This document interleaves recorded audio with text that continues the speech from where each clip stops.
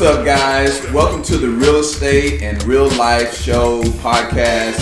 I'm your host, Toby TV Brown, where we come to you frequently on this show to talk about real estate, number one, because that's my area of expertise. I love real estate, but I also have a real life that I live. And in that real life, I have real friends, I have real activities, I have real hobbies, things that I like to do.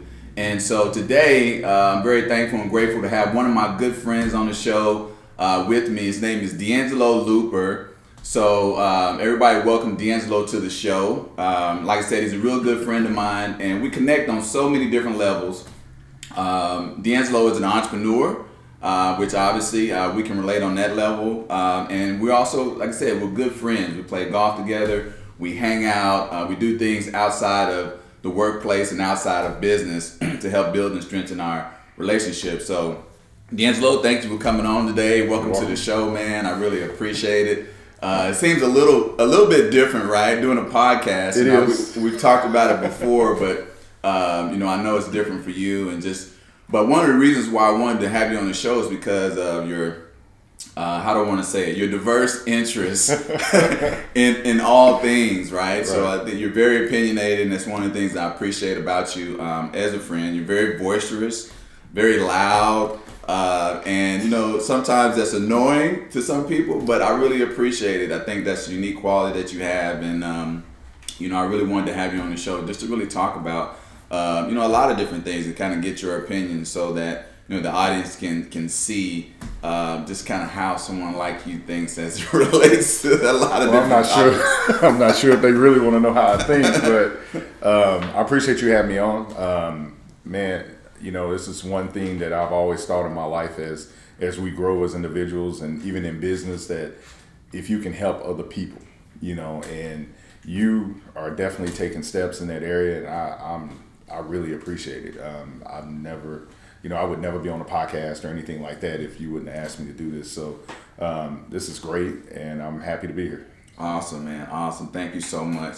So let's jump right in and talk a little bit about your business and what you do. So you just started your business, Loopco, right?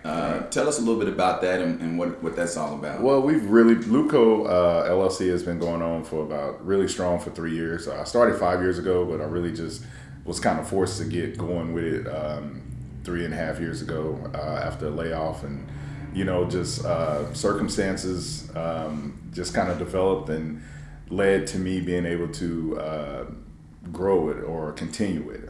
What we do is we are a software consulting company, and I saw a need in a space where it wasn't too many African American software IT solution companies out there, and I've been blessed so far to this point to be able to basically maintain a base in the business just by word of mouth about the work that we do and what we produce.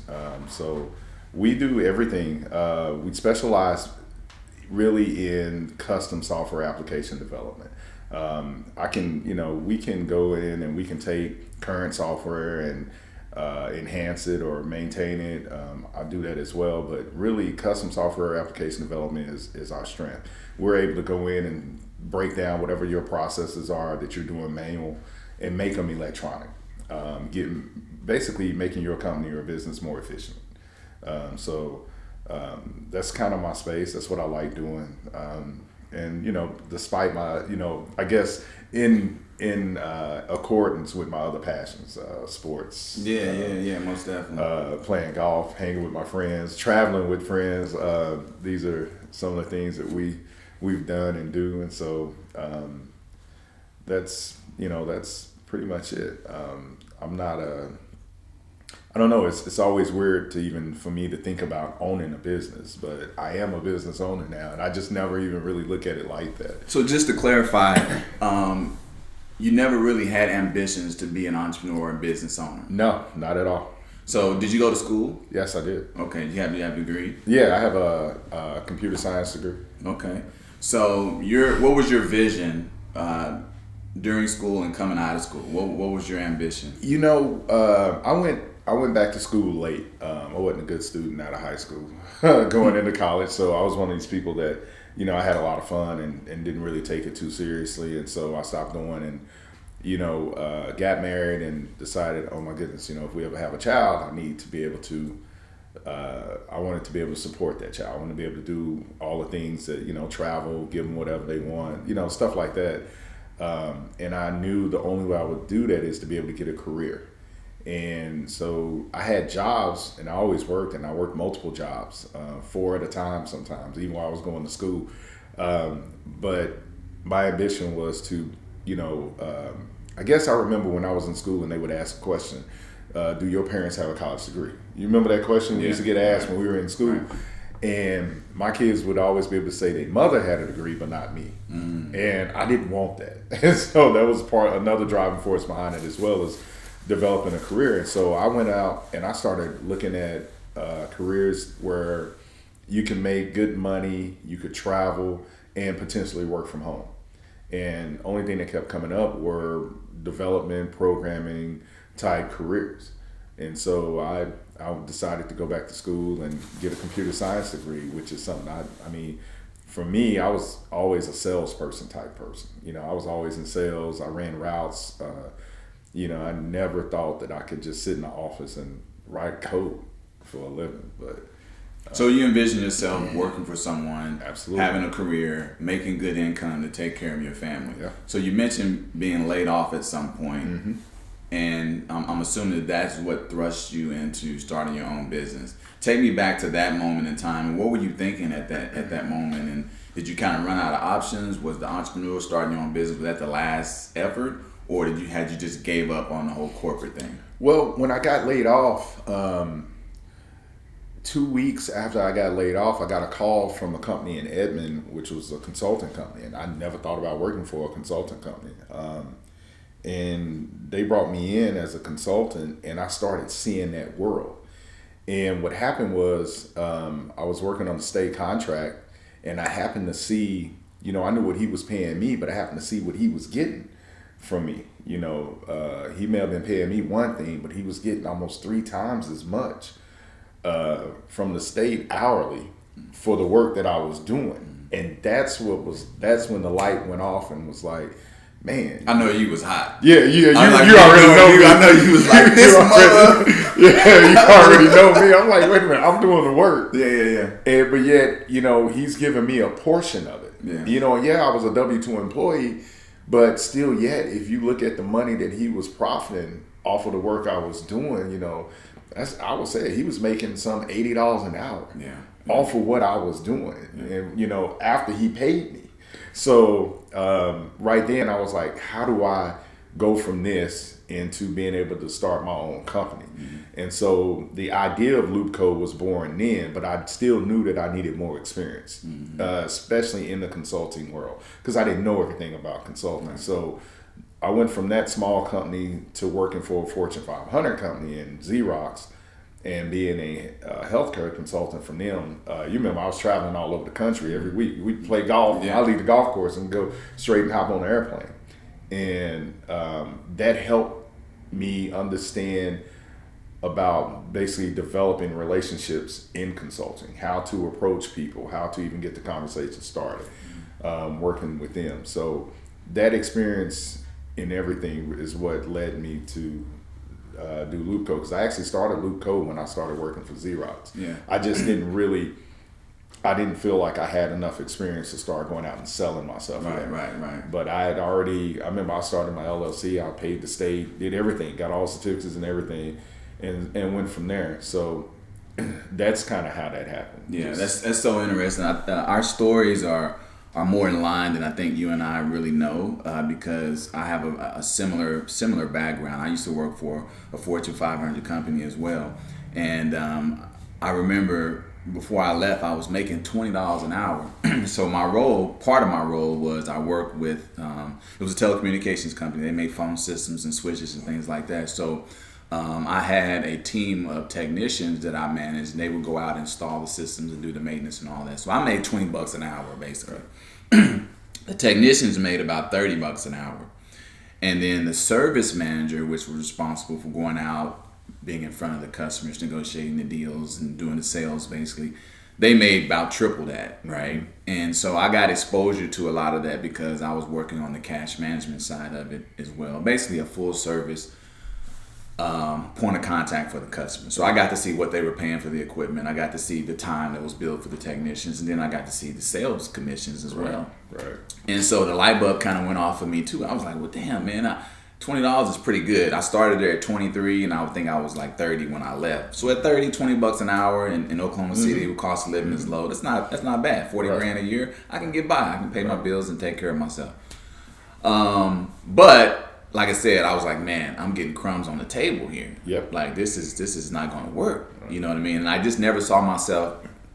I never saw a pathway to being able to elevate in corporate America. I mean, there was always the glass ceiling mentality there, and I just said, man, that's not me. I'm not going to be kissing ass to try to get promoted and things like that. That's never been me. And I've always had an entrepreneurial mindset. You know, speaking of that piece of it, as a kid, I always knew I was going to own my own business. I just never knew what. So, you know, I took the traditional path, went to school, like I said, work, you know, make some money. But again, when I saw that the disparity of income between those different segments, I said, man, I got to figure something out here. Right. So I started studying real estate and got my real estate license. This is all while still working there at the job. Started my business, created an LLC, and just really started working on the real estate business while I was still working there at the job, just learning. But corporate America did teach me a lot. Working for somebody else did teach me a lot. It taught me a lot about business, about structure, about finance, HR issues, employee issues, things like that I was exposed to. Gave me the tools and resources and the knowledge that I could pour into in my business. Now, I wouldn't use that until later on, but it still was applicable, right? And so very similar to what you just described. You know, you kind of learned those different things working. It was a Xerox. Yeah, you learned some of those things that you can then apply to your business. But I think the thing that I want people to understand when you talk about just entrepreneurship in general, one, obviously there's a risk factor involved, right? But you immediately see the difference. It's just a different mentality. It's a different way of thinking when you get up in the morning and you go and you clock in or you do whatever it is for someone else versus when you get up and you go do whatever that thing is, knowing that that's for you and going into your pot. Would you agree with that? Absolutely. The motivation level is totally different at that point. Yeah. You're working for you. Yeah. And when you're working for you, you know that you have the ability to basically determine your income. Right. And however you want it to be and how much you want to make, how you want to grow, it's all based on how hard you work it. Right. Even and you know, I'll say this, I know for me, even I get comfortable. Right. You know, I get in a situation I'm comfortable. Right. And I might not want to do certain things. Like, you know, Luco is getting where we have an application submitted to be on the GSA schedule. Well, it took me almost a year to get all my paperwork in. Why? Because I was busy and I was working, doing other stuff, but I got a little comfortable. Right. And when you start, you know, and I had to break myself out of that mode. And just one day I got everything done and submitted that, you know, that I was lacking to them. And so, you know, that is a trap that we can fall into, you know, and you know, we just have to recognize it and fight through it. But yeah, I mean, to me, that motivation is the biggest thing. The motivation of being able to, you know, and I'll be blunt. I mean, I pretty much go when I want, where I want, right? And that's not saying I don't work. I work a lot. I work, you know, I probably work to 4 o'clock in the morning more than most people I know. 90% of the world that's not put the hours in that I put in. But, you know, at 2 o'clock in that afternoon, I may have went and played golf. Right. You know, and I guess that type of freedom is what I've worked hard for. And isn't that like the ultimate goal? So when you talk about business and being an entrepreneur, owning your own business, a lot of people just look at the financial aspect of it. How can I make profit? How can I grow a business and things like that? But really, and it's always kind of been like this for me. The biggest asset and my number one asset is my time. Because you can't get that back. Right. And so my thing has always been, how can I get the most control of my time as I possibly can. Right. When you work for somebody else, I mean, 40 hours, I mean, that's there. That 40 hours, that's theirs. You got to give that to them. And it's more than that. Yeah. You know, when you factor in commute time and you factor in that for most people it's 9 hours, it's 45 hours a week because they dock you that hour lunch. Right. And then you have that other commute time. So now you're looking at 10 hours a day. Easily going to them. Easily. You know, and why? Just so you can be there, so someone can watch you do a job. Yeah. Look over you. Yeah. And you know, for me with Luco and in the IT industry, that was the one thing, that's the biggest thing I fight against is, you know, I'll get people to call me and they'll be like, hey, we got this contract, you know, can you do it? And I'm like, yeah, I can do it. But I'm going to do it from here. Well, we need you on site. And the first thing I say is why? Why do I need to be on site? I have a track record. It's a proven track record of success, of delivering on time. Only time I need to be on site is when we need to discuss something or I need to watch a process that maybe an employee is working on so I can figure it out.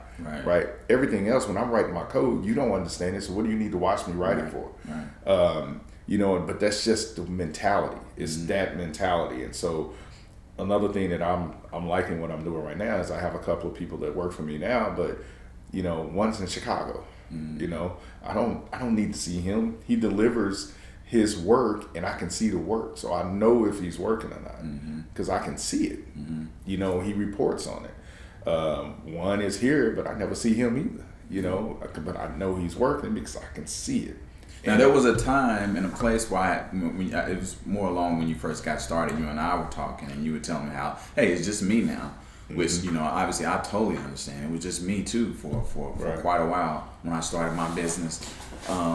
But here lately, I hear you mention about, you know, you got a couple of employees and things like that. What was that transition like? Right, because I know you're kind of borderline a control freak too, and so delegating some of the workload and being able to share in that responsibility with employees, and then also being accountable for making sure that their needs are met as well. What was that transition like for you? It was hard because, you know, to that point, to this summer, everything I'd done through Luco, whether I had 5 contracts at once or 1 contract, I had done everything. I had done my own BA work. I do my own database work. I do my own programming work. I do my own finance, right? I had done everything, so it was hard to relinquish that control, to trust that someone else is going to value working for me like I value my business. Absolutely. And that's the hardest thing. But you know, you meet people. The guys I have that are helping me now are guys that I've worked with before, and so these are guys that I kind of vetted while working with them. You know, one of them I used to work for.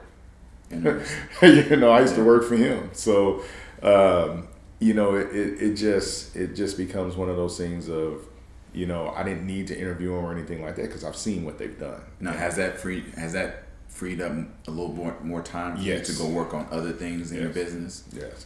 That's what allowed me to complete the GSA paperwork so the business can grow, hopefully with the help of the government, which is the whole purpose of the GSA. So it's allowed me to go to different conferences and conventions. Now, you know, my name is getting out there because of that. I'm getting that exposure because I'm not working. And I think this is a pivotal point for, again, any of you entrepreneurs out there. You need to understand, and I tell people all the time, if you work for yourself, if you just work for yourself and it's just you, I understand starting out that you got to do what you got to do. But if you just stay there, then you're really not running a business. You're just working for yourself. You have a job. You're a solopreneur. You have a job, but you're just reporting to yourself. That's right. That's right. To have a true business, you have to take on the responsibility of having other people work for you. That's the only way that you can have a true business, the only way that you can grow. And you have to be able to take on that risk as an entrepreneur. That's what entrepreneurship really means to me. It's taking risks, taking something that was not really there and creating value, right? Creating value and being able to share in the responsibility and that value with other people. That's what entrepreneurship means to me. So if you work from home right now because you have to, trust me, I get it. I've been there. But if you've been working from home for 5 years, okay, like you're not in business. I'm sorry to say, you're not in business. So Because a lot of people take on that mentality, they think just because they work for themselves and they're working for anybody else and they got a business card that says CEO, but you have no employees and no responsibilities in that regard, that they're an entrepreneur. And it's just simply not the case, guys. Like, in order to be a true business owner and entrepreneur, you have to take on that responsibility. So where do you see Luco in the next 3 to 5 years? Hopefully, as a major factor in government contracting as a small business. And maybe, at the end of the 5 years, not even being classified as a small business anymore. Mm-hmm. That's the potential, and that's what I'm shooting for. The opportunities are out there. So if I continue to do what I'm doing and stay on the right path and continue to hustle, it's still a hustle, then that's where I can go. Yeah. We all start from somewhere, like you said, and the point you just made is so correct. I mean, you'll go crazy trying to do everything yourself as a business, in running a business. Even though I was doing it, but man, when you're trying to do 5 contracts all at once. Oh man, I can't imagine. I mean, I've been there before. Yeah, I had laptops lined out. I'm working for everybody all at once. At that point, I had to come to the realization that this is not how this is gonna work. I won't last doing this. Yeah. And so it just took that first, just like starting a business was a risk, bringing somebody else in to help you is a risk. Most definitely. But you have to do it. And the first person, I've actually had 3 people. The first person I bought in, he lasted 2 days. Wow. Yeah. Been there before. 2 days after begging me, when are you gonna sign the paperwork for the contract? I signed the paperwork for the contract, and we go over everything. 2 days later, he's like, "Man, I just can't do it." And it's because I allow. I know everybody's got other stuff they do. Everybody has a hustle that they want to do too, but everybody can't handle it. Right. And so I allow for it if you can handle it. So the guys I got now can handle it. Mm-hmm. They're handling it well, and they're getting the work done, and we're not having any issues. So. And that's actually relieved stress for me. Oh, yeah. So I have those guys are working one of my contracts, and basically all I'm doing is I'm managing. So I manage it, I review the tasks, make sure everything's on schedule. So I'm project manager and finance guy. I'm sending out invoices, and then HR paying payroll. That's pretty much it for that contract, which is totally different from me. And yeah, I'm making money off of that, a little bit, not a lot, but I'm getting more out of it because it's another reference. Yeah. We completed on time, under budget. That's another, it's another star on the wall for Luco. So, and it's totally worth it, and that's how I want to continue to grow. Yeah, I think you're in a very unique space, D'Angelo. I really do, and I think there's a huge opportunity for you because of the void that exists right now in entrepreneurs, the technology void. Because right now we have a lot of young entrepreneurs, which is great, right? Because we live in a social media environment now. We're growing up in that space, and so you can connect and reach so many people now through the power of social media, which is phenomenal. And I tell all the young people that I talk to and speak to now that they have to embrace that opportunity, because the days of even the way we grew up, go to school, get a job, save money, put it in a 401k, and then retire. Like, those days are over. Yep. So we're going to see more young entrepreneurs, which is great. And I think it's going to be great for you because when you talk about technology, a lot of young entrepreneurs think of phones, laptops, tablets, and social media. But as a business owner and an entrepreneur, when you talk about technology, I talk about a platform for the business, right? Because, and even I've gone through this, and I'm in the phase right now, and we're trying to build some new technology, and actually you'll be probably helping us with some of that. We're trying to build some new technology to help just manage the business, because as an entrepreneur, what you need information. Especially if you're the executive or the CEO or the owner of the business, what you need is information, because your number one job is making decisions. Mm-hmm. That's my thing now. I make a lot of decisions. So I know a lot about every piece of my business, but most of my time is focused on making the right decisions. So I'm trying to trim my decision making down. So instead of me making 10 to 15 decisions a day, I want to get to making 1 to 2 decisions a day. Right. And the only way that I can do that is by having the right information. And the only way that I can get the right information in a timely manner is through technology. Right. So over the years, I've had to chase information. Like I go around to the employees of this person or this department or this manager, just collecting information. Mm-hmm. And then at the end of the day, now I have all this information. Now I can make a decision. Well, technology, I can have that information right in front of me, right there, instantaneously, that will allow me to make decisions. And the quicker I can make decisions, the faster my business goes. And the faster my business goes, the faster I can scale it. The faster I can scale it, the faster I can grow. Yeah, that's right. And ultimately in business, if you're not growing, then you're dying. That's just the reality. If you're not growing, then you're dying. You talked about being comfortable before. Mm-hmm. And so, for me, my advice is just, being a little bit further down the road in terms of being a business owner. Don't get comfortable, man. Right. That's like the worst thing that you can do. Always put yourself in uncomfortable situations. Like, you put in the effort, you've made the sacrifice, you got your business up and running.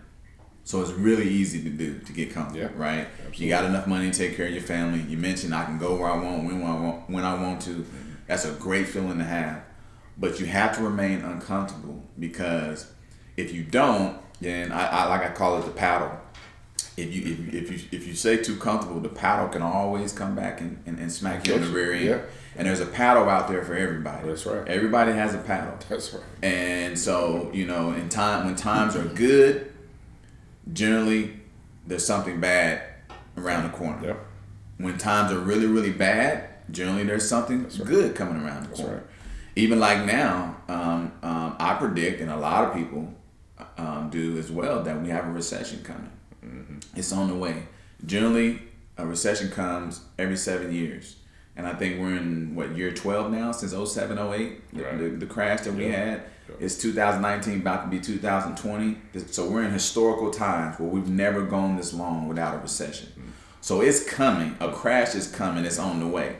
So you have to, as a business owner, as an entrepreneur, you have to be thinking about that. You have to be thinking ahead. So how can I prepare myself for that? Not prepared to take a crash, take a hit. Right. You can be really smart, because a lot of people have gotten wealthy and rich during times, bad times. Yes. You see what I'm saying? Oh, yeah. As long as you prepare for it, mm-hmm. right? Because we don't really lose anything. We talk about, it's a crash and everything's wiped out. No, money just circulated. It changed from one person on one side, it just switched over to somebody else, right? I'm in real estate, so obviously, I study the history of real estate and how property values go up and down and how the market's gotten wiped out. And I've also watched how people take advantage of those opportunities, right? Yes. And so as a business owner, I would just advise you to be thinking about that too, as well. How can you prepare yourself when we do take a downturn, and position yourself to really be able to ride that wave, and to possibly be able to take advantage of some opportunities. Right. But I see you really getting in front of a lot of young entrepreneurs and talking to them about the importance of technology. I wish I had somebody advising me about the power of technology when I was starting my business, because all of that data that I collected over the years about my business, guess where for the first 7 to 10 years, guess where most of that data was stored? Probably in a box or in your head. Yeah. Right there. Yeah, nothing. And luckily, I'm wired that way. I think that's one of my gifts, one of my strengths, is that I can store a lot of data in my mind, and I can tell you, I can remember a lot of things, specifically as it relates to my business. I'm very good at that. But it's one of those things that can work in my favor in some instances, but in this particular instance, it's not favorable, because I got comfortable with just, I don't need to put that in the system and write that down. I know it right here. Yep. When in reality now, I wish I could have a system that has collected all of that data, that I can go back and pinpoint those statistics, and it would help me in making decisions today. You see what I'm saying? Forecasting. Yeah, forecasting. Absolutely. Exactly. And so I think now that can be your mission, to get in front of these young entrepreneurs and say, hey, listen, you're building a business right now, and one of the things that's going to be important for you now and into the future is being able to have technology and a platform where you can store every single piece of detail about your business, because it can really put it on steroids. Well, see, and that's one thing. That's kind of how I sell my services. Is that I don't care what you're doing, what industry you're in. Everyone needs me. Mm-hmm. You know, and that's not being. I'm not trying to be boastful or anything like that. I'm not necessarily talking about me. I'm just talking about you need IT. You need technology services, and either you're paying somebody for software, or you need to have your own development. And those are usually the two places where you live as a business. And so I'm always one to say, why pay somebody for something that you can have? And the thing about us, about Luco, is that, you know, the other day I was asked for my EULAs, my licenses, and I was like, I don't have any EULAs, because Luco doesn't have any proprietary software. We develop proprietary software for the client, and that belongs to the client. We don't own anything. We develop it. Every agreement I sign makes sure it states that in the contract, is that it's your software. We're just the ones who created it for you. And owning something, owning your own stuff, not paying anybody for a license for something, not having to ask for enhancements to something and waiting a year or two to see if those enhancements are worth doing, is a value. Because as a business, you need what you need when you need it. You know, it's funny. I was talking to, obviously I'm in real estate. I was talking to another real estate investor that does very similar to what me and my business, what we do here. He's been doing it a lot longer. His company has grown tremendously over the last 3 or 4 years. And we were just talking. I was like, man, how are you growing so fast, man? I was like, man, I consider myself to be very ambitious and very aggressive in this business. Like, how are you growing so fast? And he told me one of the secrets to his growth is software. Mm-hmm. He said, man, I have my own customized software that we built specifically for my business. And he said it was a game changer. And that really got me thinking. Like, we have some tools and resources and different software that we use here locally, but we don't own any of it. Right. And so that got me really, really thinking, like, nobody knows your business better than you. Exactly. Right? And so I don't care where you go to get technology and software and things like that. At the end of the day, it has to be customized for you and your business, because every business is unique. Yep. You know, and so what appears to be just a technology conversation, what it really is a competitive advantage. Mm-hmm. Right? So if you are trying to be at the top of the market, you're trying to dominate, or you're trying to be the best in class at whatever you do, if you don't have a competitive advantage, that's going to be a tough climb. Right. Right? Because your competitors across the street, they're trying to figure out how to get one up on you, how to get to these deals before you do, how to get in front of this client before you do, how to score that contract before you get in the door. Right. And they're leveraging technology and packaging the marketing piece to that. And you can't compete with that if you don't have technology. Right. Technology brings information. Yeah. And so that's what you need, and that's what everyone needs. Everyone needs information, no matter what type of business you run. So you're correct. I mean, yeah, it's an investment to develop your own custom software, but in the end, it's yours. And anytime you need an enhancement done to it, anything like that, as your business changes, you want to make changes to it. It's yours to make changes to it. Yeah. And that is so key. And I think in the end, it saves you money. It really does, because you can go out there and buy software from these companies, these big companies that are selling these, we call them COTS. They call them custom off the shelf, right? But they're not really custom, right? Because they're on the shelf, right? They're selling it to everybody, and they're just configuring it to you to make it look custom. And I don't speak bad against them or anything like that. I'm just all for everyone having their own. Yeah, most definitely. Like I said, I think you're in a very unique space, man. Technology is where it's at, and without it, you know, if you don't embrace technology and you're in business, you won't be in business for very long. That's right. So, like I said, you're in a great industry, man. I'm happy for you. I'm proud of you. Entrepreneurship is not for everyone. I can tell you that. So it takes a lot of will, a lot of courage to be an entrepreneur. You know, the one thing that helps though is the group. of guys that I'm fortunate to be around. Basically it all came around golf and the barbershop. So first guys I ever played golf with in this group was Toby and his dad, Mr. Brown. So it just kind of went from there, and we met at the barbershop having discussions about golf, and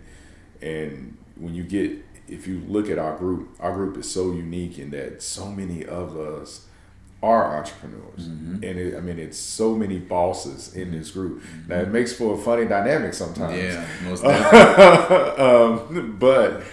But in the end, it's like, man, it's a value, and hanging around them and seeing how they move and the things that they're able to do, it helps motivate. It helped motivate me. Yeah. To go, okay, I'm right here with Luke Cole. I was right there. It already started it. Man, just take the leap. And so the group gave me courage. Yeah, I think that's so profound, because we've all heard the saying, you're the average of the top 5 people that you hang around the most. Mm-hmm. So obviously in our group, I don't know how many it is. We have quite a few. But as you mentioned, everybody is kind of doing their own thing. Right. Everybody is excelling in life. Everybody's trying to push to that next level.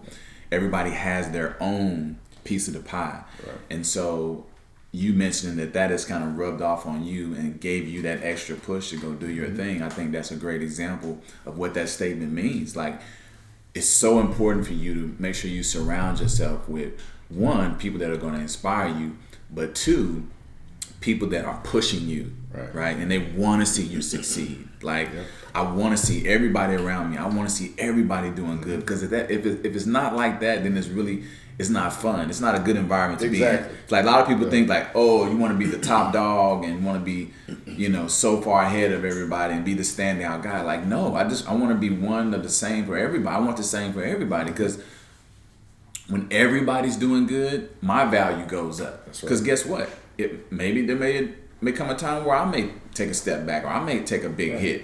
Well, now I can fall on my friends. If I need help, you know what I'm saying? That's right. I should be able to fall on my core group of people that I have in my life to help sustain me and get me through that tough time. Right. That really is the power of a circle, and I would hope that our core group of guys, that we have that mentality, is that we want everybody to be doing good, but at the same time, we all benefit when everybody's doing good, because, like I said, that paddle, right? That paddle is waiting for everybody. That's right. And when that moment does come, we want to be able to support each other and help get each other through that rough time.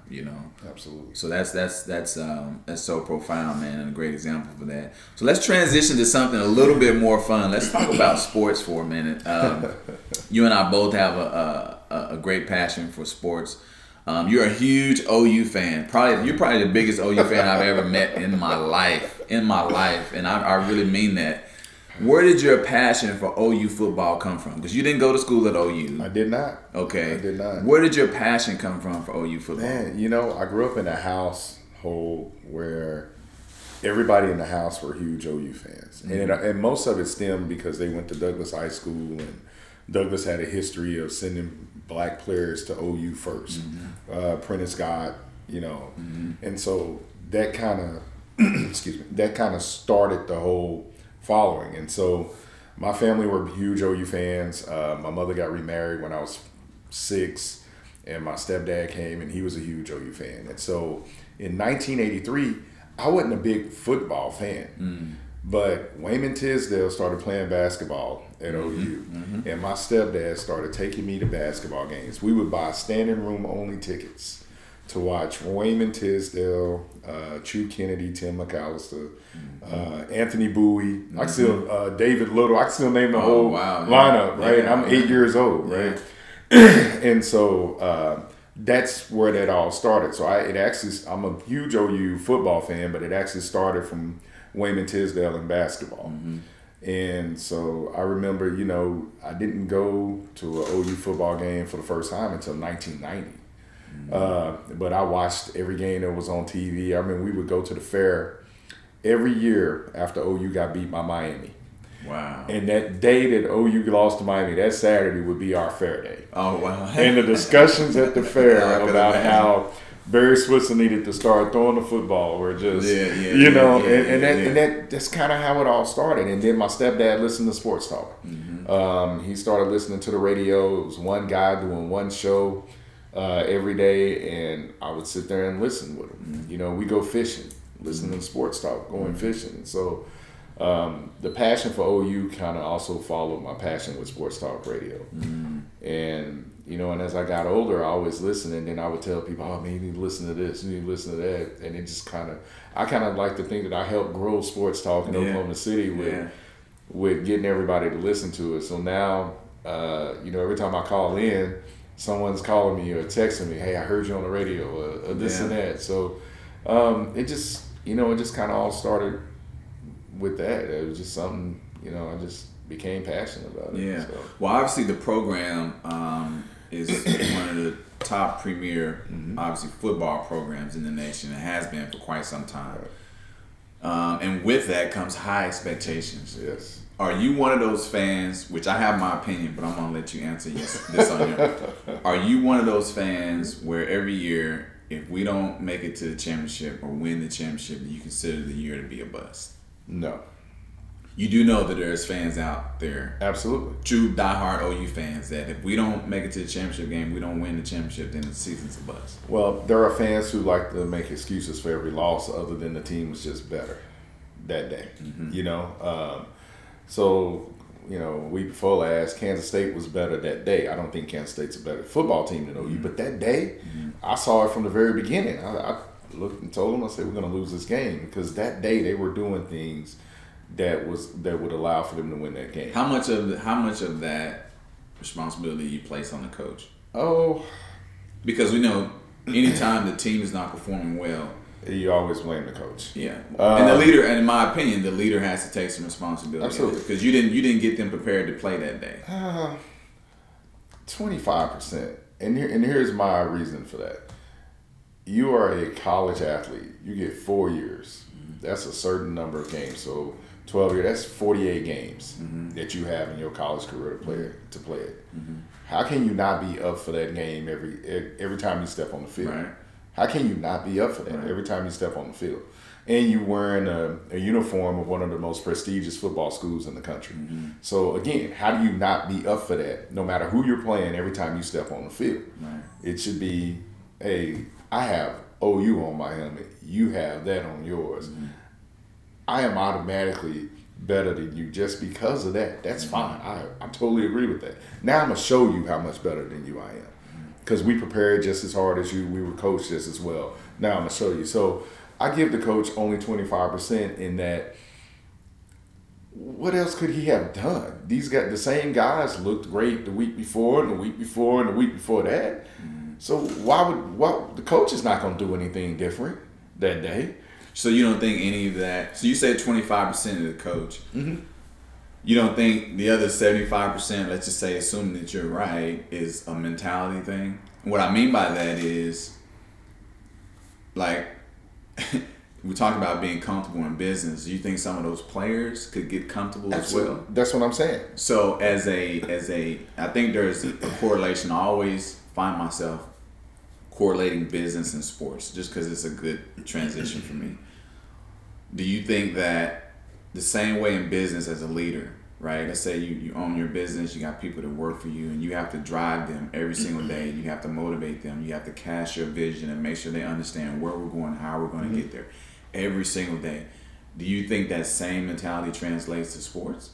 It can, but here's why I said 25% for these coaches. The game they lost against Kansas State, they lost it on one side of the ball, defensive. How dare you be a defensive player at the University of Oklahoma this year after the last 2 or 3 years of that horrible defense that they've played, and you come out there with any mentality other than, I got to prove that we're a better defense. So let me ask you.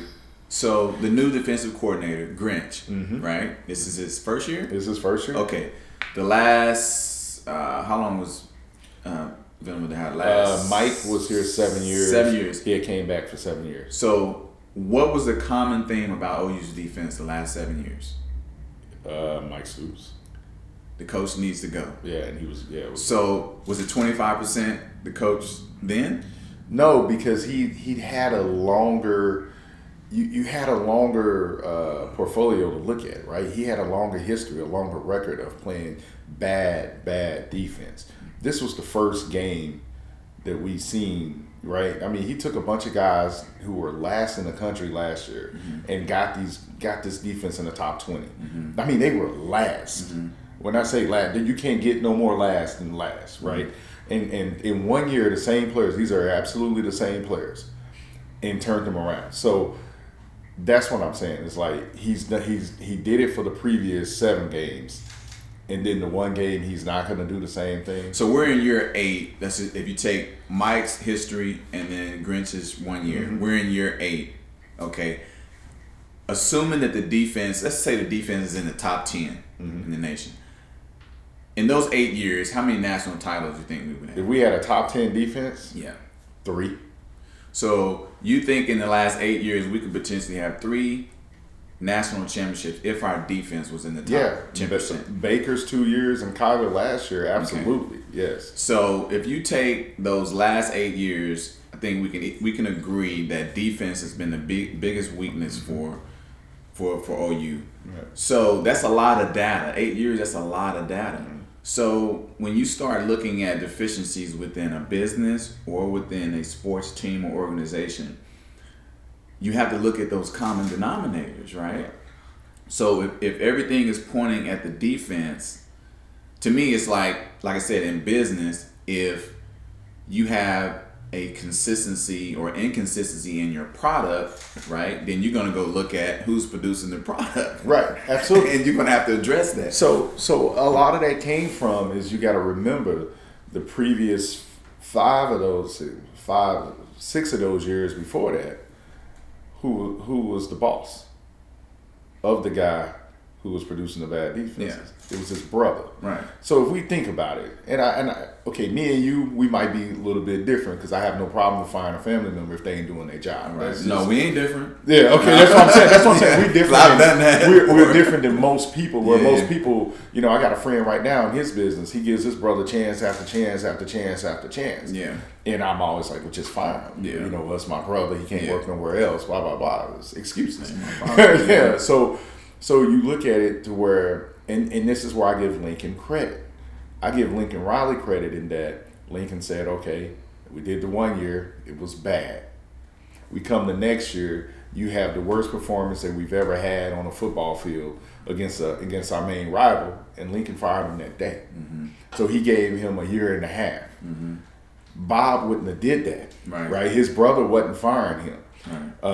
And you could, so that's the difference. So I give Lincoln credit for that, and that's why I really like him. Is that, and it had to be hard for him. It had to have been one of the hardest things he's ever done in his life was to go to the guy who gave him the job at one of the top 5 football schools in the country and fire his brother after a football game during the middle of the year. But as a leader, you have to make those tough decisions. So that's why I'm saying is that I'm looking at 2 weeks ago as an anomaly, and from the previous 7 games, they've done nothing but prove that they were doing a good job. They were improving, because they don't have all the pieces. They don't have the best players, right? They don't even have top of the best players defensively because they all go to SEC. So they're making inroads into that, but in order to do that, you got to produce on the field. You have to put something out there that a high school football player can go, okay, I can see they getting better. They got potential. If they get me, we can go here. So just like they did offensively when Lincoln came, right? They wasn't great. People forget when Lincoln Riley first came to OU, the first 3 games, they were horrible offensively. Tennessee game, we had to make the comeback in the 4th quarter. Horrible, right? It took a while. So, but to Grinch's defense, they haven't been horrible right off the bat. They've been pretty good. But it's still, they're going to have this happen to them. They're going to have it. And I agree with you on that. I think, this is, again, just my opinion, I think OU has gotten, the offense has been the spoiler for the defense. Right.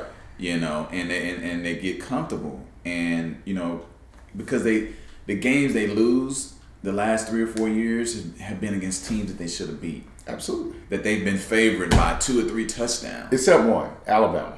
Well, of course, Alabama, yeah, of course. But Georgia, the year before in the Rose Bowl, we should have won that game. Had the game won, but the defense. again, but it was to me, I blame Mike Stoops for the Georgia game. He was like, well, how can you do that? Well, you started a true freshman middle linebacker that Georgia took advantage of. Yeah, he had played the whole year, but he had been taken advantage of the whole year. Why at the University of Oklahoma are you in a position to start a true freshman at one of the most important positions on the football field? Yeah. Should never happen. Right. It'd be like Lincoln Riley starting a true freshman quarterback. It's never going to happen. As long as he's our coach, he's not starting a true freshman quarterback. I wonder what kind of, you can't predict outcomes in sports, but I wonder what type of commitment or speech Lincoln Riley gave Jalen Hurts when he was recruiting him to come here. Well, even because I'm sure Hurts is like, man, what have you guys done to improve the defense? Well, do you think that was part of the conversation? Not at all. You don't think? No, because part of it was Lincoln had a choice of what quarterback he wanted out of the portal. If you look at all the quarterbacks who had left last year and got into the portal, it was Jalen, Justin Fields, the other Ohio State quarterback. I think who was the other one? There was one in Miami. So you think Hurts had? You think Lincoln had just as much leverage at the table as? Oh, Hurts absolutely. He did. He will every year. You've produced 2 straight Heismans, 2 straight number 1 picks. What quarterback right now sitting on the bench in college don't want to come here? Yeah. And play behind other quarterbacks who he turned into Heisman Trophy winners and number 1 draft picks who happened to be sitting on the bench at the school that they were before they came to OU. Yeah. That's a great point.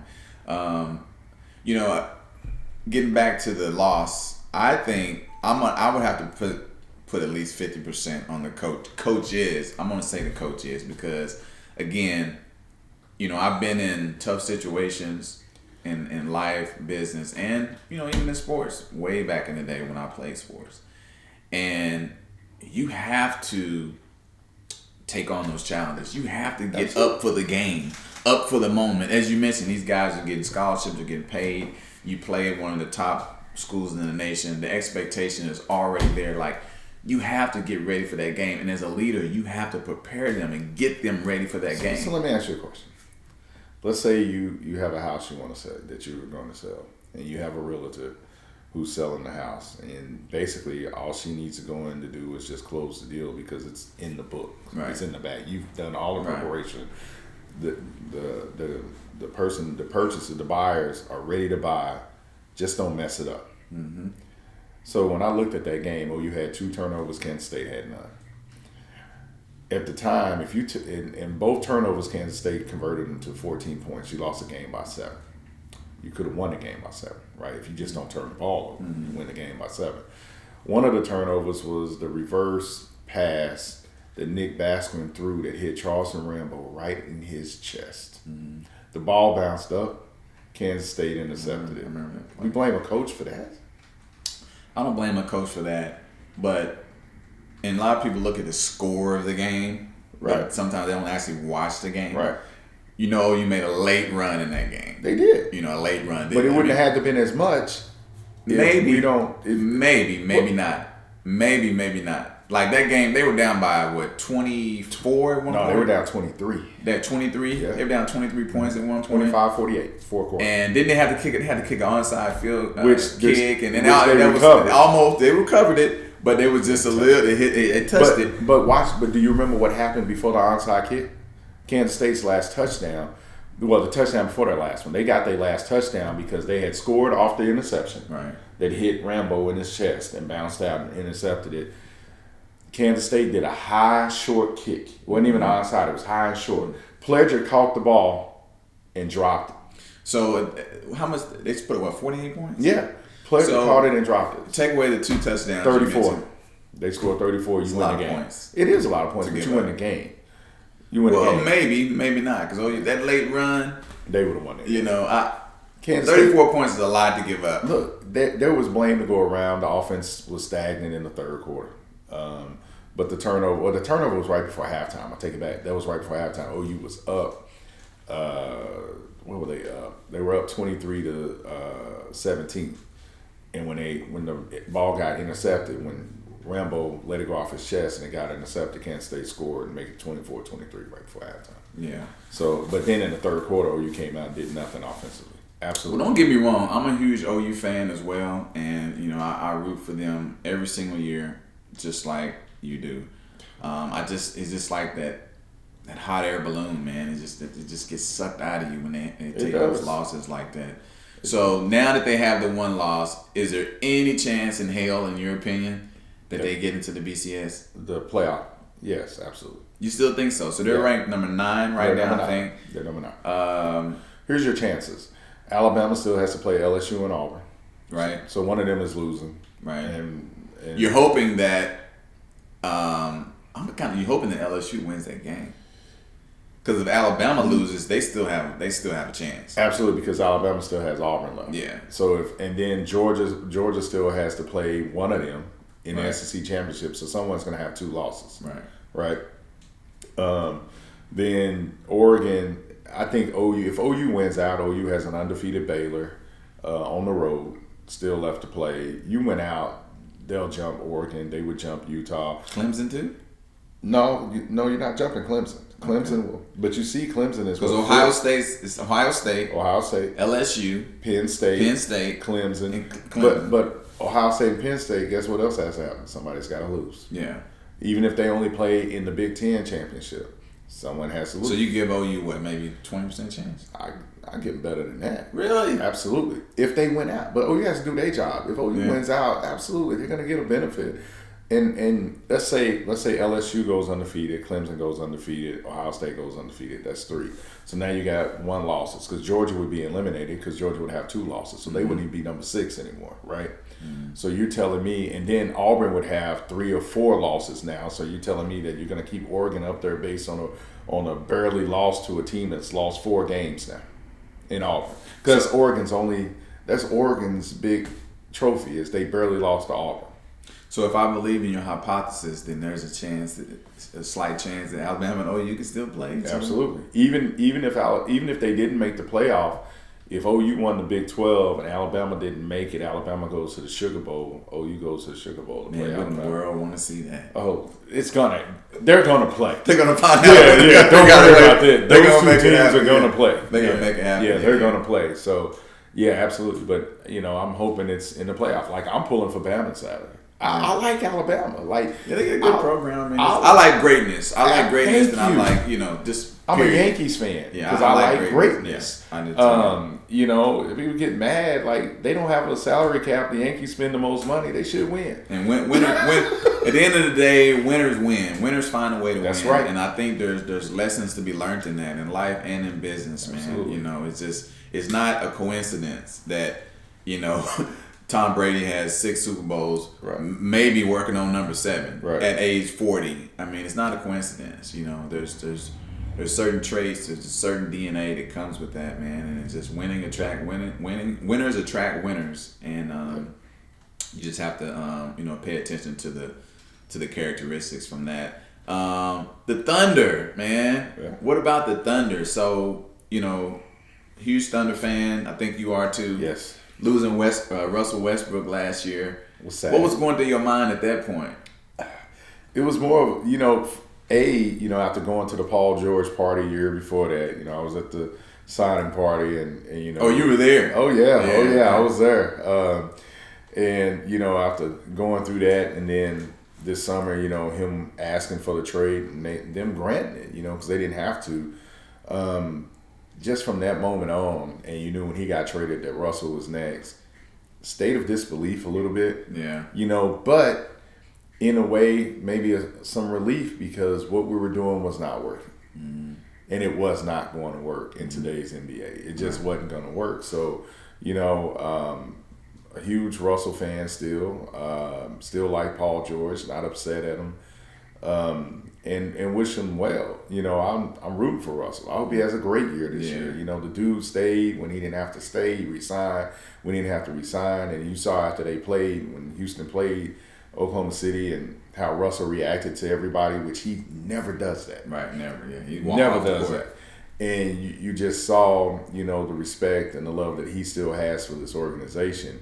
It makes you feel good to know that no matter where he goes after this, he's always an Oklahoma City Thunder. When he goes in the Hall of Fame, he's going in with a Thunder jersey. Absolutely. Unlike the other dude he who shall not be mentioned. We don't know what color jersey he wears. Right. You know, and so yeah, you know, it was a state of shock and awe and disbelief, but you know, kind of relief to where, you know, you knew this day was coming one day. Mm-hmm. You're gonna have to move on eventually and one day from these guys anyway, and so a little sooner than I think than a lot of people expect. Absolutely. So when you think about at this stage, the Thunder have had 3 MVPs in the last 7 years, right? And none of them are no longer playing for the organization. And I'm gonna ask the same question that I asked about OU. How much of where we are now and the fact that so much talent has come and gone do you place on ownership and more specifically GM Sam Presti? 100%. Okay. Totally different. Totally What's different about those scenarios? Because you had the opportunity to keep James Harden over $2 million. Mm-hmm. Then you say you let him go because you didn't want to go with salary cap, but then later you come back and 3 years in a row we have the highest salary in the league. Right. When all you had to do was keep James. If you keep James, we keep Kevin. Right. He who shall not be named. We keep he who shall not be named. We got Russell. We win a ring. Right. There's no doubt we win. And you hear people talk about, well, James still want to come off the bench. You have no clue what James would have still wanted to do, and he probably wouldn't have been coming off the bench. Mm-hmm. Even with a coach that I didn't think was a good coach, you still would have won, right? The sense that I get from the Thunder, or at least, again, I say the Thunder, but when I talk about leadership, I really think about Sam Presti because his DNA runs through that organization, in my opinion. And for me, watching him in interviews and just trying to learn more about his characteristics as a leader, he appears to be the type person where it's kind of his way or the highway. Right.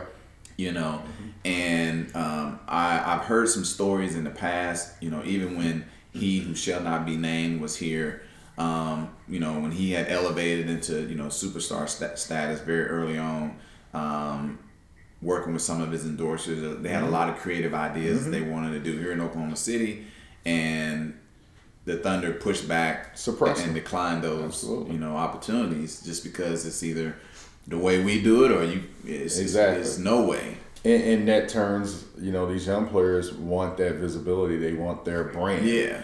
And that will turn them off. Because it's a players' league now. Absolutely. I mean, at the end of the day, I mean that is, if you're on a team or working a team and you don't understand it's a players' league, like you lost, dude. Yeah, no, I totally agree. I 100% blame on Presti. Yeah. When it comes to the Thunder and the lack of a championship that we should have had. Because you think about when it's over, or when your legacy or your resume comes to an end. At least here at the Thunder, now he may work in the league until he's 60, 70 years old, but when your resume is done at the Thunder, dude, and you ain't got no rings, and you look back and you look at all the talent, I mean, it's not gonna look good. And he hadn't had any good draft picks that hadn't been in the top 5. Yeah. I mean, if you want to give him credit for anything, I can say that he can draft.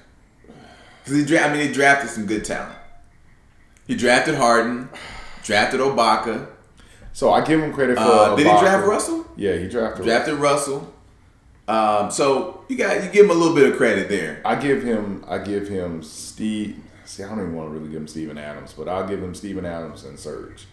I think James, Russell, Kevin. Now, drafting Russell and making him into a point guard, I give him credit for that. He had a vision. He saw that. Mm-hmm. When Russell never played point at UCLA. Right. So I give him credit for that. But drafting Kevin wasn't hard. You was either going to get him or Oden. So what if Portland would have took Kevin Durant? Right. Then we would have had Oden. Yeah. Right? So he gets credit for something that... So that kind of fell in your lap. Yeah, that was just going to happen. But I look at, to me, the measure of a GM in drafting ability is somebody like Golden State's GM, right? Look what he does in the draft. You know, he getting Draymond in the second round and, you know, stuff like that. Yeah. To me, and Utah, Donovan Mitchell.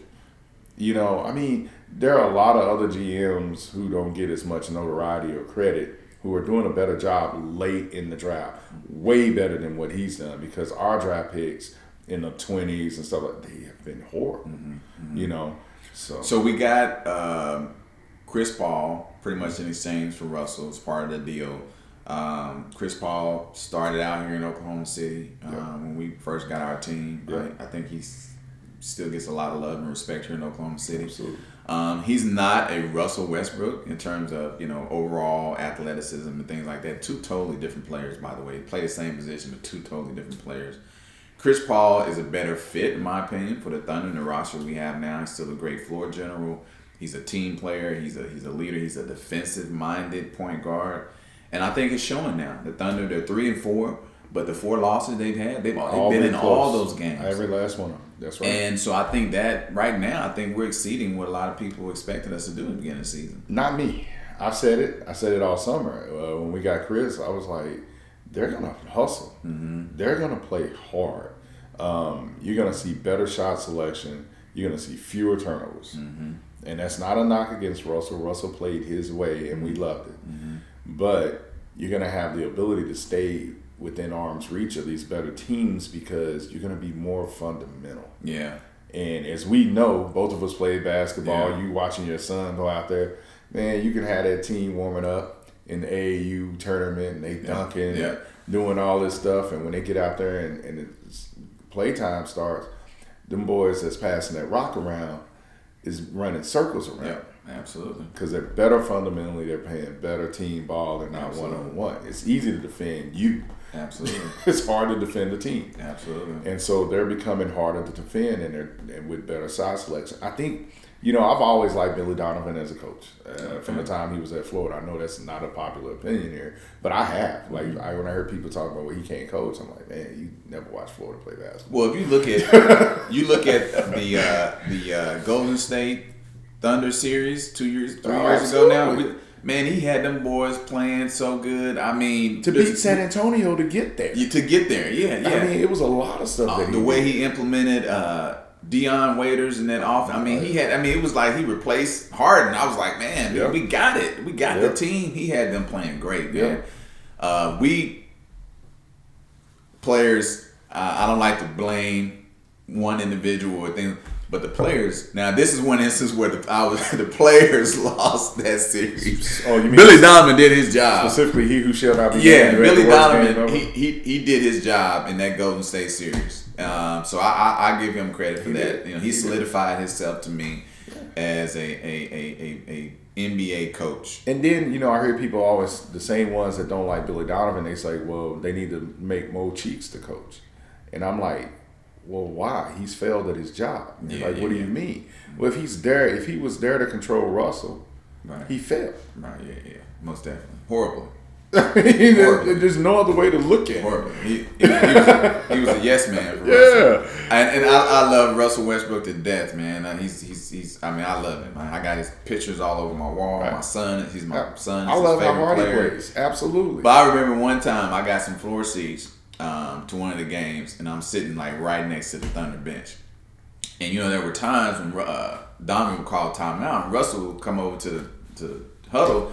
He wouldn't even pay Donovan no attention, right? And so one time Donovan looked at him, he was kind of like gave him that look like, okay, dude, like I'm drawing up a play. Are you gonna like come over here and like look at the play or whatever? And Russ just kind of waved him off or whatever.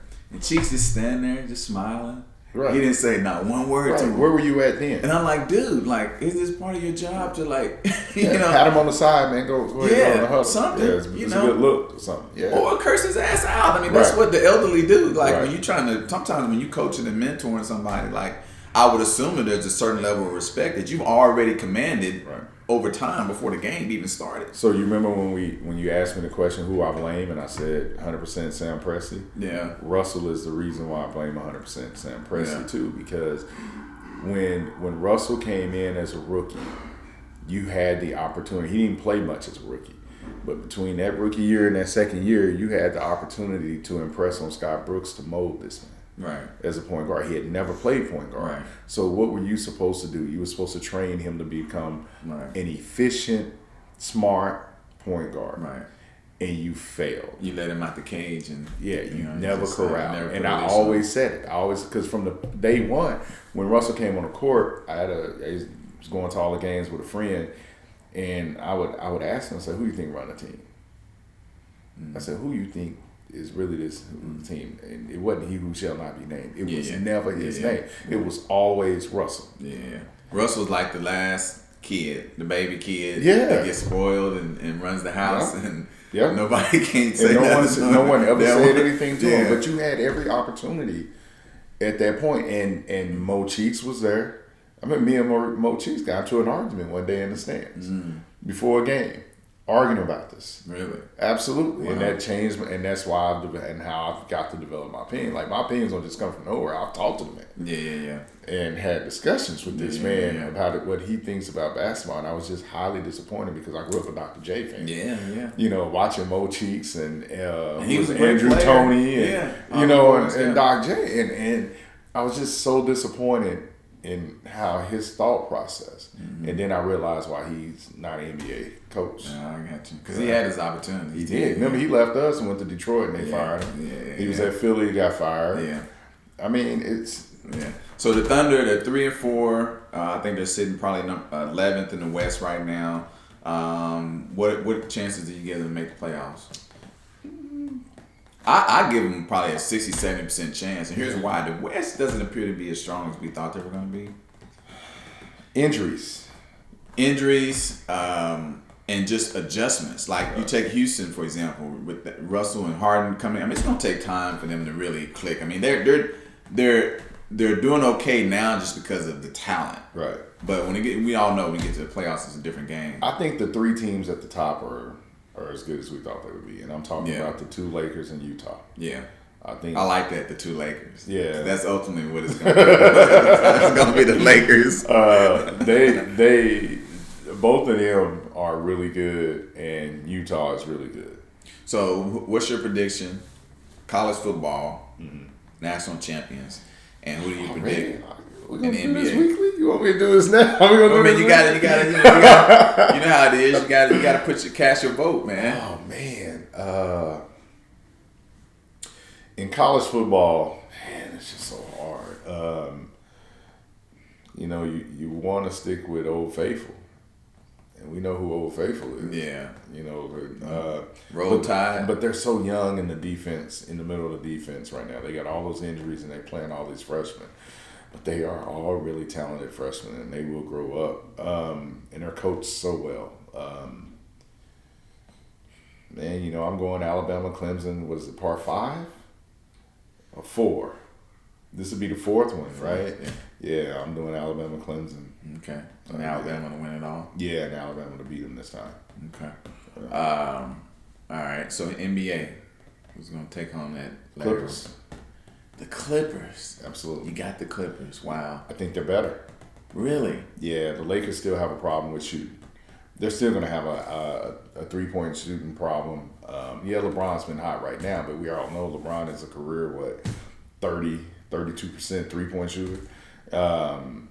And Anthony Davis is a career injury.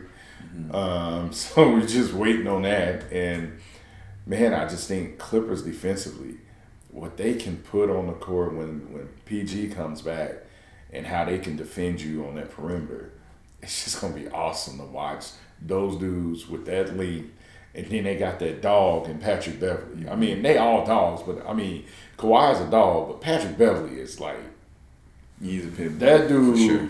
And then you get their bench. I think their bench is better. I really like the Clippers, man. I think it'll be the Clippers, and I'm going Clippers Philly this year. Clippers Philly. Wow. Yeah. So that's interesting. I like LSU to win it all. I really do. I think this is their year. I love that coach, man. He's just. I would love to play for a guy like that. And I'm just keeping it real. I'm keeping it 100. This is the real estate, the real life show, man. I'm just keeping it real. I think LSU, and I'm glad I'm saying this on this podcast, so we'll have video and proof and evidence. I think LSU's gonna win it all, and I think there's absolutely nothing that can stop LeBron James from winning it this year. But the dude that stopped him before, He never they're playing stopped. in the same arena. He never stopped him. He never. All I know is Are you talking about MVP, right? the San Antonio days? Yeah. Oh yeah. I mean, it's a different time now. LeBron finally got the help that he's always needed. And it's just, I just don't see. You see what he's doing right now. He's damn near averaging a triple-double, 3 straight triple-doubles. The Lakers are at the top of the West. They're like 6-7-1, won the last 6 games in a row. Mm-hmm. I mean, because they won them all after they got beat by. But you can't judge the season on one game. Obviously, we know that. I'm interested to see how Paul George and Kawhi gonna play together. I just don't. I mean, it sounds good. It looks good on paper, but Paul George never won anything. He hasn't, but he's never been an issue playing with anybody either. The dude played with Russell. If he can play with Russell, he can play with Kawhi. Yeah, but it's a difference in playing with somebody and actually being able to win. I never saw anything from Paul George while he was here or at Indiana that led me to believe that this guy is not about winning. He does everything well. He plays defense as hard as anybody on the court. And to me, until Damian Lillard bust that 40-footer in his eyeball. Okay, so Damian last year, but it was a 40-footer. that shot changed the entire landscape of the NBA. Absolutely. But look where he shot it from. I mean, it's Damian Lillard. You know that he's capable of doing that. He has done it before. You know Steph Curry. You're a great defender. Why are you not out there? I'll agree with that, but you know Steph Curry is capable. But as a defender, you don't want to foul him either. You don't want him jumping into you and getting that foul call. Yeah, but great defenders don't worry about that. Look, honestly, and this is honest, if you want to shoot a 40-footer, go ahead and shoot it. Yeah, I'm gonna take my chances. Not with the season on the line. Well, yeah, but so you got the Clippers. Yeah. I got the Lakers. I think it's a great dialogue. It's going to be interesting. It's going to make the season really, really fun. Oh yeah. But I just love how the Lakers look. The same way you talk about the Clippers and their defense, the Lakers are going to have a great defensive team. Dwight Howard is playing tremendous right now, and they are so big, man. Yeah. He's an X-factor. Anything below the line, it's going to be tough below the line. As long as Dwight keep that head straight. I think LeBron's going to help him with that. He's got to keep his head straight. Anthony Davis has got to stay healthy, which is...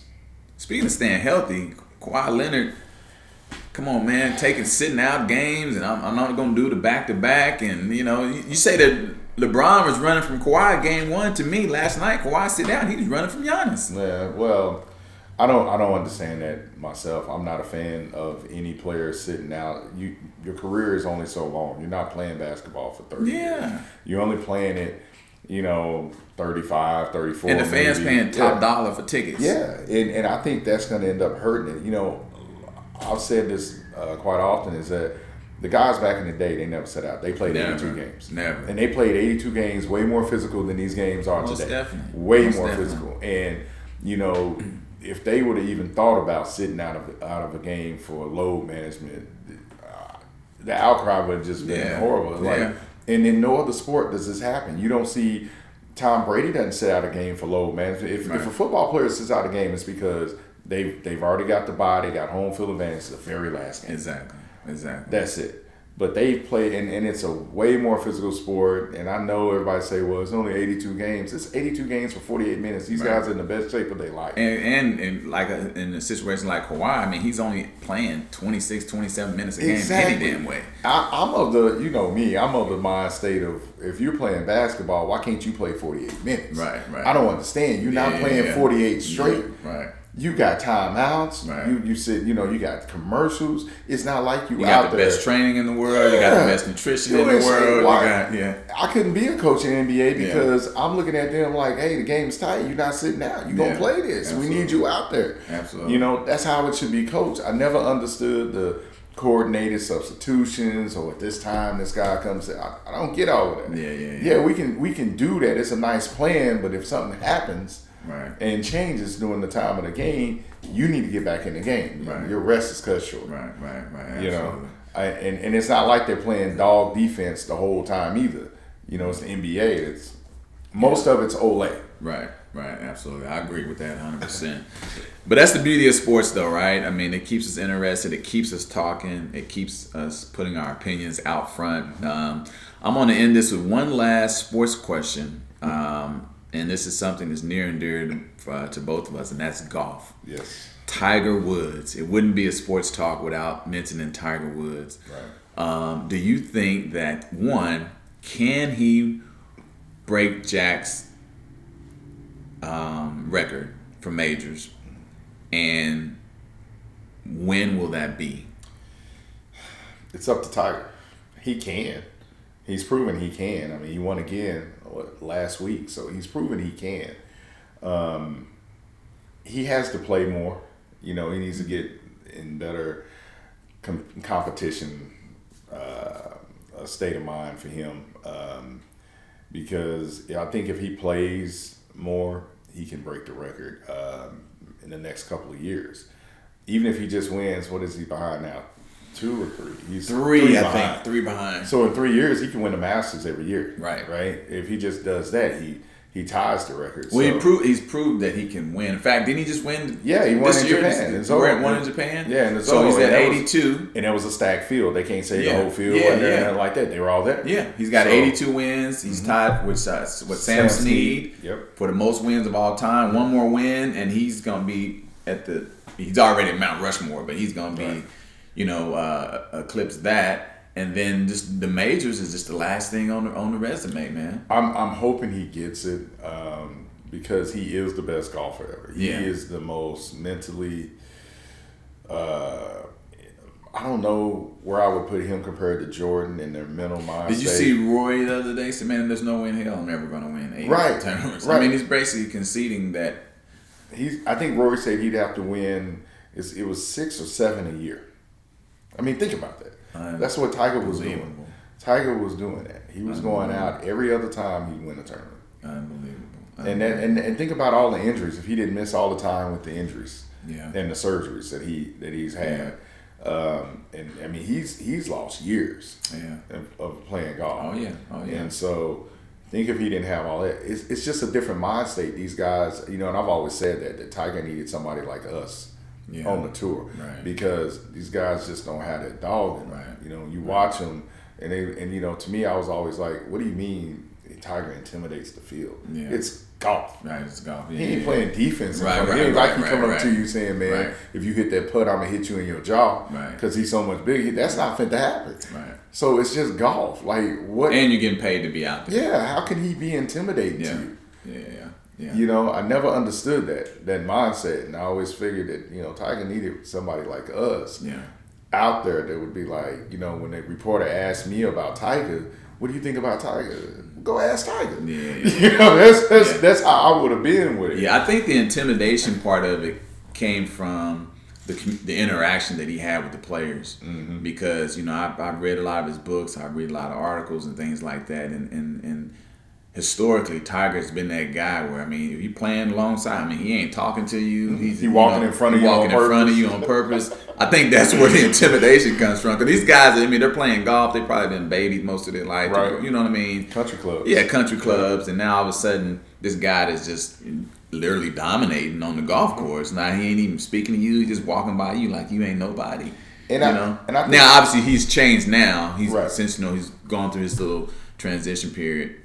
He's a lot more friendly, a lot more open, and has built more sustainable relationships with a lot of the players, and they appreciate that. Right, but one thing that goes underlooked about Tiger is that people don't realize how much pressure was on him. He was a child prodigy, right? He was somebody from the time that he was 8 years old. People was talking about this kid and how good of a golfer he would be, and all that stuff. And so to come out and to measure up to all of the hype, because you remember Ty Tryon? Yeah. Remember all the hype they had on him, and where's he at today? Right. He was supposed to have been better than Tiger and all of this kind of stuff, and he's nowhere. Tiger had all of that hype. He was Zion Williamson, right? And that's why I think LeBron. that Tiger he's gonna get those majors, because there's nothing that he hasn't faced outside of the physical aspect of it, being able to maintain his body and being in physical shape good enough to continue to compete. Outside of that, I don't see anything holding him back from winning another major, because he's seen it all. He's been through every obstacle that you can possibly think of, and he's overcame it. To still be here, to be still playing, to be still competing, and to be still winning. Yeah, and he's not the longest driver anymore, but he didn't have to be. He realized that, and that's what we were all waiting on, for him to realize that he didn't have to go out and hit 340-yard drives with Right. these dudes, right? You know, because his iron game was so good. It It's still always is. been so good. It still is. That they can't compete with that. It still is. And Absolutely. so, yeah, he might only be hitting at 320. Right. That's plenty for him. Oh yeah. You know, and so once he realized that, and then his imagination on the golf course, his shot creativity has always been the best ever. Absolutely. You know, Absolutely. he's won Fielder's two, Right. and then Bubba Right. Watson, of what I've seen, Right. those three. But no one has ever created shots out of nothing better than Tiger Woods. Yeah. And so he's still able to do that. It just gives him a level above the rest. So, man, I ain't gonna lie. You know, I'm a big OU fan, but one of the greatest moments that I ever remember in my sports life is when Tiger won the Masters. Oh yeah. We were playing golf at Hefner, Yeah. and we stopped. Yeah. The whole golf course stopped Yeah. to hear him win that Masters. Right. And I mean, we could have shed tears. I know, man. I mean, It's one of those. I mean, to be living in this state and this age in sports, and I know people in that came before us have probably said the same thing too. But I think the things that we've been able to witness, we're not going to ever see again. No, it ain't never going to be anything close to Michael Jordan, and it ain't never going to be anything close to Tiger Woods. No, sir. You know, and so we're just blessed to be able to have witnessed, you know, those type of athletes, man, come along in our generation. Absolutely. And I think these young people just don't understand the magnitude of that, you know. But they will one day when the value and the price go up on them Jordans, You know, and you can't get no Tiger Woods hat or no shirt without paying $300. you're right. You know, we talked about influence, and the whole reason why I was able to meet you is because of seeing Tiger win the Masters in '97. Oh yeah, That's yeah. when I started playing golf. Yeah. I was never thinking about playing golf until I saw that black man win that golf tournament. And I was like, well, shoot. Any damn thing is possible. Exactly. I can go out here and play too. you know? Exactly. Like, And I remember I used to only wear T-shirts and gym Yeah. shorts on the golf course. Yeah. That's all I knew. I had nobody training. Now you got to work your golf clothes into your budget.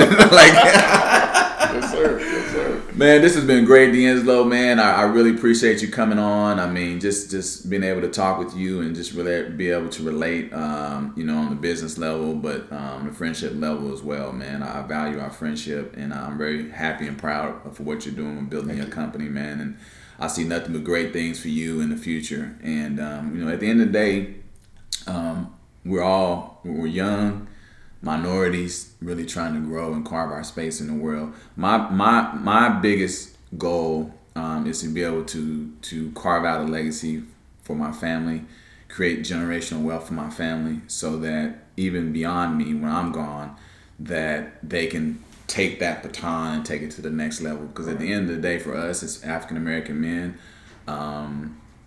and women, I think, you know, the biggest disadvantage that we have is access to capital and generational wealth. Right. Like nothing is getting passed on to us at the rate that it is for other other races. And I don't want that to be an excuse for my family and the generations that come after me. So that's why I work so hard. That's why I put my blood, sweat, and tears into my business, so that I can create that generational wealth. And I think, you know, you have that tremendous opportunity to do the same. So I really appreciate you, man. And hopefully you guys out there can, you know, glean some of the information we've shared today.